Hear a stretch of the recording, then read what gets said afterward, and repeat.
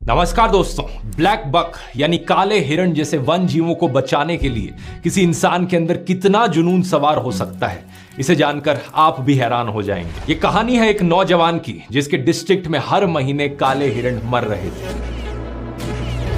ये देखकर उसे गुस्सा आता था, वो उदास होता था, लेकिन समझ नहीं पाता था कि क्या किया जाए। जब ये लड़का कॉलेज में था तो इसने अपनी बिश्नोई कम्युनिटी की एक कॉन्फ्रेंस अटेंड करी जो जंगलों को काटे जाने और वाइल्ड लाइफ को पहुंच रहे नुकसान को लेकर थी।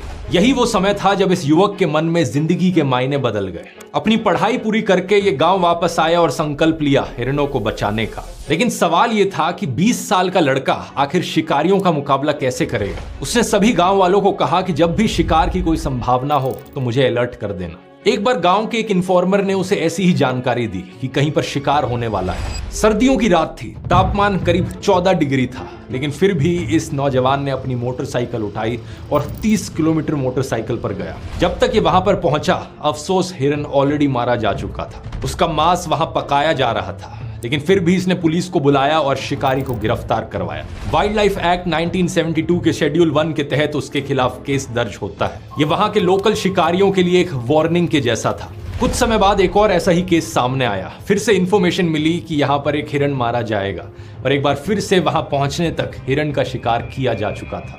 इसे एक युवक ने अकेले शिकारियों को किसी तरीके से रोकने की कोशिश करी तो एक शिकारी ने उसके सिर पर बंदूक लगा दी। युवक ने कहा कि उसे डर तो महसूस हुआ, लेकिन उसे लगा कि अगर किसी प्रजाति को बचाने के लिए अपनी जान जोखिम में डालना जरूरी है तो यही सही। कुछ समय बाद पुलिस आती है और शिकारी को गिरफ्तार कर लेती है और कुछ इस तरीके से इसकी जान बच पाती है। जानते हैं दोस्तों हमारी इस कहानी में ये युवक कौन है। ये हैं बिश्नोई, 51 साल के अनिल बिश्नोई।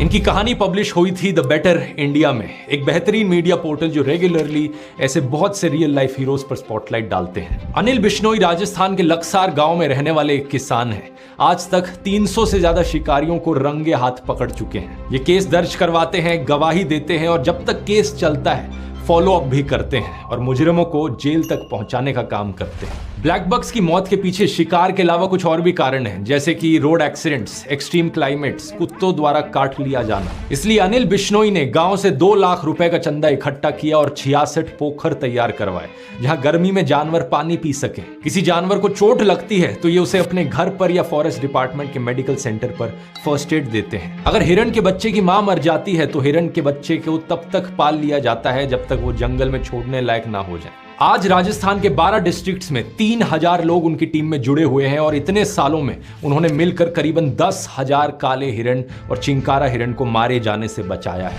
यही कारण है कि राजस्थान की सरकार ने अनिल बिश्नोई को Amrita Devi environmental protection award से भी सम्मानित किया था। अब कमाल की बात देखिए दोस्तों, सोशल मीडिया पर कुछ लोग बिश्नोई की जबरदस्त तारीफ में लगे हुए हैं। हमारे न्यूज मीडिया पर इनके चर्चे हर हफ्ते देखने को मिलते हैं और एक ट्विटर यूजर ने तो ये तक कह दिया कि बिश्नोई भारत का नया भगत सिंह। अरे वाह, लेकिन प्रॉब्लम बस इतनी है कि ये लोग अनिल बिश्नोई की बात नहीं कर रहे। अनिल बिश्नोई को तो ये लोग जानते तक नहीं है। ये बात कर रहे हैं लॉरेंस बिश्नोई की।